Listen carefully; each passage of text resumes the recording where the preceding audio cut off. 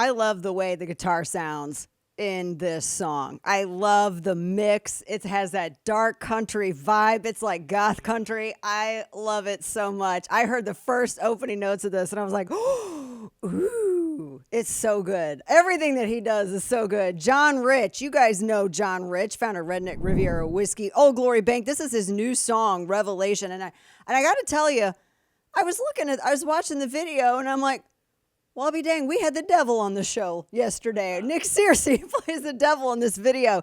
It's a brand new song by John Rich, and we're going to talk to him about this. First off, John joins us via Skype right now. My good friend, good to see you. Congrats on the song. I love this song. I love the mix. I love everything about it. I love the vocals. I love the guitar tone. It's so warm, and I could sit here and like go into old college music review mode right now, but this is a good song. All your stuff is good, but this is some goth country right here. I loved it. Congrats.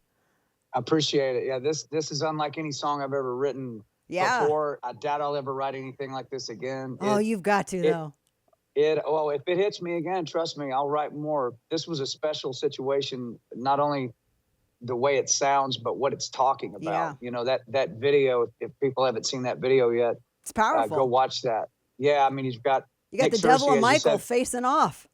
Yeah, it's spiritual warfare. You know, people talk about that kind of like it's science fiction or something. Like, yeah, it's good versus evil. Yeah, but it actually is. I have to interrupt you because I had this. I don't know if you can see it. Ephesians 6:12-13 tattooed on my arm as a reminder, like over a decade ago, because that's really the reality in which we live in.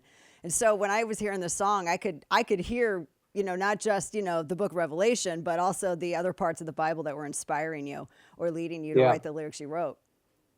Yeah, you know, people have said, how'd you come up with those lyrics? I say, I didn't. The Apostle John came up with those lyrics, with those words. I just made them rhyme. That's really all I did. That second verse, it says, brimstone upon their heads and millstones around their necks. Yeah. They'll feel the shaking when the trumpet sounds. You know, this song is talking about a lot. It's all been written how this thing ends at the final when the boss comes back. And when he comes back, they're done. I mean, it is unequivocal. They are finished. And so as we see them out here, you know, thrusting this evil into our faces every single day, like there's nothing going to ever happen to them, it's just not true. So I said about the song when I posted it just a few days ago, I said, I hope it brings courage to the saved, conviction to the lost, and absolute terror to the truly wicked out there in this world. And I think that's exactly what it's done. Amen to that. Talking with our good friend John Rich, who this video, I have to ask you, where was this shot at? Where'd you film this video at? The churches? I mean, that looks like the Baptist church that's in my family's hometown in the Ozarks. Yeah, it's about a 130-year-old little church out in the woods in Tennessee. I thought that was the perfect place to do it, because when you see the devil blast through his fiery portal, and then you see Michael come blasting down in the woods, and they start coming at each other, and Michael pulls that sword, and I'm standing in between them. I mean, what a scene. It is. I wanted to take this thing all the way over the top, Dana, because the bad side of things in the entertainment business, they have unlimited budgets. They can make these grandiose productions out of it. And even though you don't want to look at it, it's done so well that you find yourself watching it.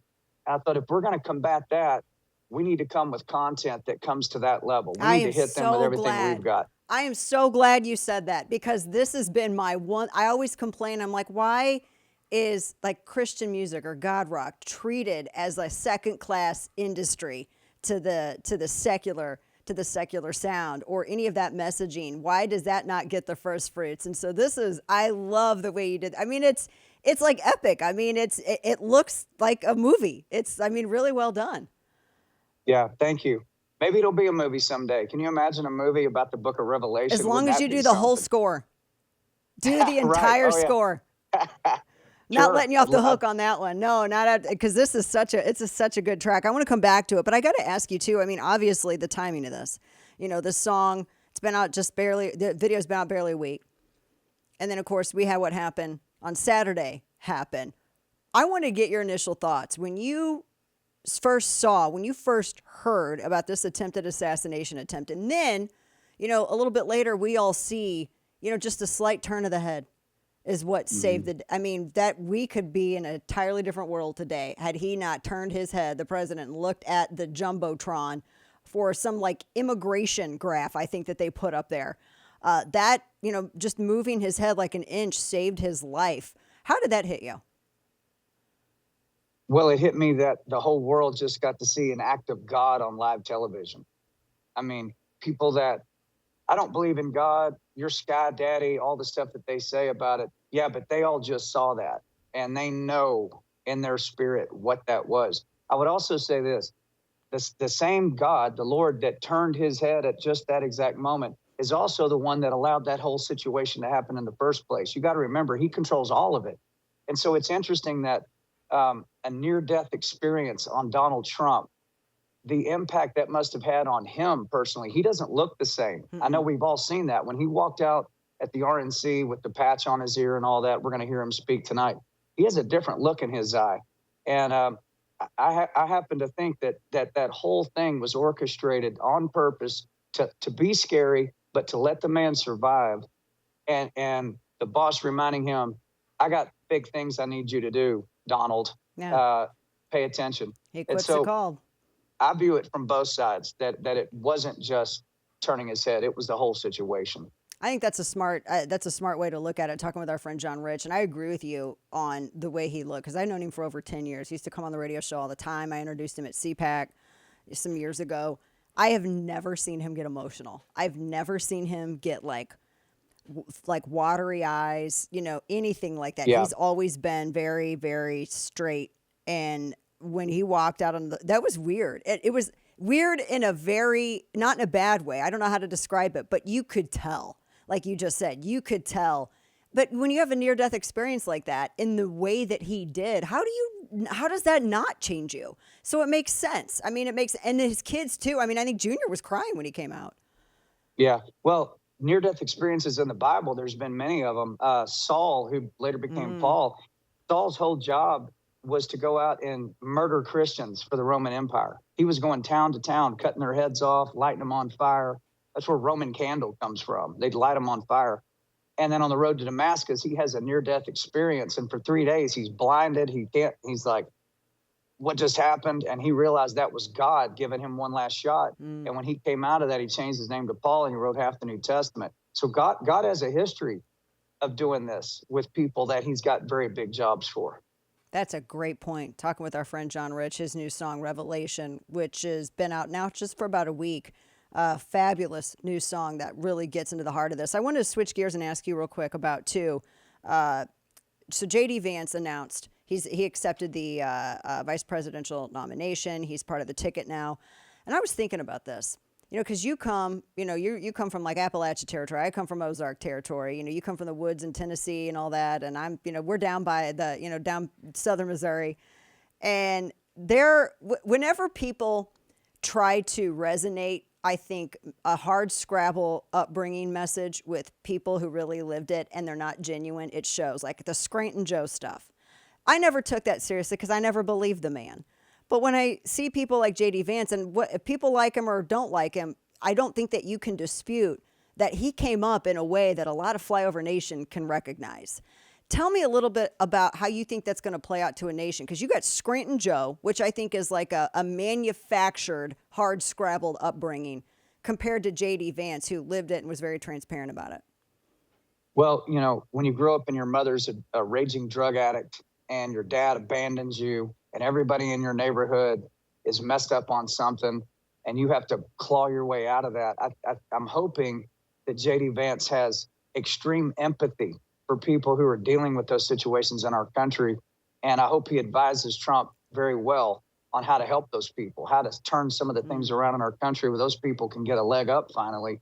And, I'll say this about J.D. Vance, the jury's out. Show us what you got, man. I thought Pence was great until I watched him operate. And then I went, nope. And Pence is nowhere to be found now. He didn't even go to the convention because he would have been booed the second he walked in the door. So I hope JD follows up with what we all hope he's going to do. He's a Marine, former Marine. I I like him. So I'm like, all right, thumbs up on that. Let's see what you got, buddy. Let's see Yeah. what you can do. Yeah, I think that's a good point. A lot of people, you know, unless, and I don't say this as like a mean way to say it, but unless you're kind of a political nerd, you know, you really don't know a lot about his background. A lot of people around the country are meeting him for the first time. They met him for the first time last night. They got the debate scheduled for August 12th. How do you think that JD Vance versus Kamala Harris? What do you think of that one, John? I think that's like a piece of birthday cake debating a steak knife, is what I think. I mean, good luck. Maybe a chainsaw. That might be angel food cake versus chainsaw. Oh my gosh. It will be so horrific. It wouldn't shock me if they don't do it. If she pulls out, I mean, she's the border czar. Yeah. Wait till JD starts drilling her on that. So you're the border czar, huh? I mean, there's nowhere to run. You know, the Frankenstein monster that the Democrats and the left have built has now turned around and is eating them. Yeah. They are being attacked by the monster they created, and deservedly so. You think they're going to replace Joe Biden? Because he's at his Delaware beach house. They called a lid on today, so he's not talking to the press anymore today. He's going to be there for 4 days. Apparently, they're all pressuring him to get out of the. I mean, what do you? It sounds to me like, I don't know. He may not be here Monday. Well, if he gets out of the race, he should also get out of the White House. I mean, if you're not cognitively able to run for office, you're definitely not cognitively able to be in the office. I mean, come on. We've got China circling Taiwan. We've got the Middle East in flames. We've got Russia going. We got warships off the coast of Cuba. I mean, listen, man, if you're not going to run and you're too sick and weak to do it, then get the hell out of there. And if it's got to be laughing Kamala Harris, all right, come on in. And we'll see what happens. You sound so excited. To me, it's like, Dana, to me, I would use this analogy. It would be like changing the captain out of the Titanic after it hit the iceberg and thinking now it's not going to sink.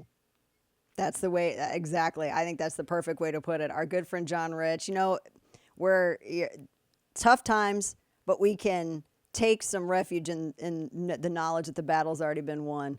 But this video, Revelation, you can find it. It's out on YouTube. It's out everywhere. And make sure you go get some of that heavenly whiskey, Redneck Riviera. Oh my goodness, the best whiskey out there. John Rich, and find Old Glory Bank. All of that. You do so much. You do so much, and we appreciate it. Congrats on the song. Appreciate your time. Thank you. I'll give you one quick update. So the song right now on iTunes. Today's the last day of the chart, so it's 6 days old today. Tomorrow a new chart comes out. Revelation is #1 in country of all downloads, and it's #2 in the world of all genres. So this is kind of the last day. If you don't have it, go download it. It's like $1.29. You know, it's not a big deal. Go get it and see if we can flip it to #1. It'd be pretty cool. Regardless, it has had the impact. My interview with Tucker Carlson that dropped a couple of days ago now has 4.5 million views across the platforms, and the whole conversation was about Revelation, spiritual warfare, and all of that. So go check that out too. Exactly. Yeah. And it's the best $1.29 that's ever been spent. So and it's a great song and a great, I mean, truth, a great story as well. I mean, it's the truth. John Rich, always a pleasure, my friend. Thank you so much. God bless you. Thanks, Dana.